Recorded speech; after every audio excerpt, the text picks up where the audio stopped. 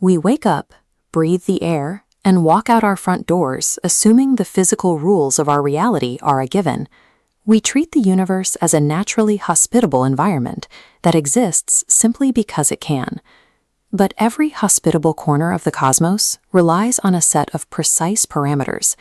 These are fundamental constants, fixed numbers that act like dials on a grand cosmic control board, governing how every particle and force behaves. If the dial for gravity were ticked up by exactly 1%, stars would burn out too rapidly or collapse before they could ever stabilize. Life would be snuffed out by the very force meant to hold planets together. Adjust the cosmological constant, the repulsive energy of empty space, by even a fraction, and the universe rips itself apart. Space expands so violently that matter can never clump together, leaving nothing but an empty, dark void. Our existence is balanced on a terrifyingly thin edge. It forces us to ask if the hospitable nature of our world is a matter of blind luck or a sign of a deeper, hidden mechanism. In 1953, astrophysicist Fred Hoyle was stunned to find that life depended on a specific chemical fluke occurring inside the cores of ancient dying stars. For stars to forge carbon, the building block of all known life, helium nuclei must merge at a precise energy level of exactly 7.65 mega-electron volts.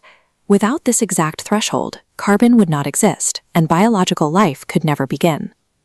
By 1969, Roger Penrose demonstrated that this impossible precision extends to the very birth of the universe itself.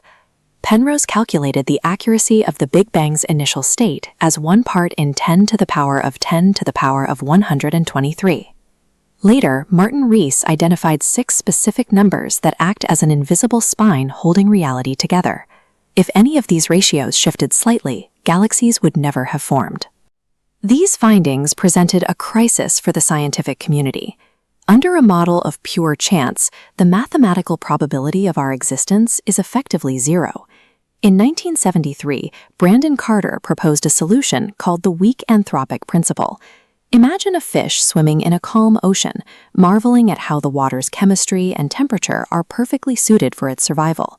The logic is, we observe a perfectly tuned universe because we couldn't exist in any other. If the environment were hostile, we wouldn't be here to ask the question.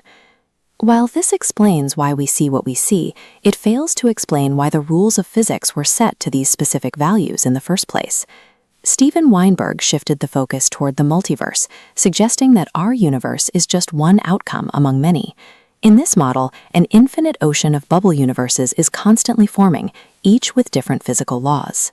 Most are barren or collapse instantly, but eventually a few will have elements that align perfectly for life to take hold.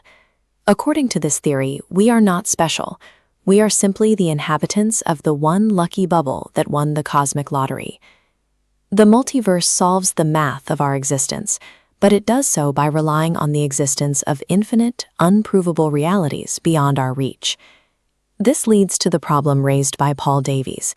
If there is a machine generating infinite universes, who or what wrote the fundamental laws that allow that generator to work? This underlying architecture is best seen in Richard Feynman's obsession with the fine structure constant, a number known simply as alpha. This constant, valued at approximately 1/137, determines how electrons interact with light. It dictates the strength of all chemical bonds and the stability of DNA. No known theory can explain why the number is 1/137 rather than anything else. It simply is. This absolute precision suggests that the universe is a purely mathematical structure. In this view, physical matter is the outward expression of an underlying set of equations. Stripping reality down to math only deepens the mystery. It leaves us wondering what force or intelligence is responsible for thinking those equations into being. These abstract concepts are literally part of our physical makeup.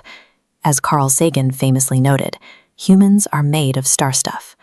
The carbon atoms in your DNA and the calcium in your bones are the direct results of Hoyle's 7.65 mega-electron volt threshold. Every cell in your body is a product of this cosmic fine-tuning. Freeman Dyson looked at this chain of impossible precision and realized that on some fundamental level, The universe must have known we were coming. A moment of wonder.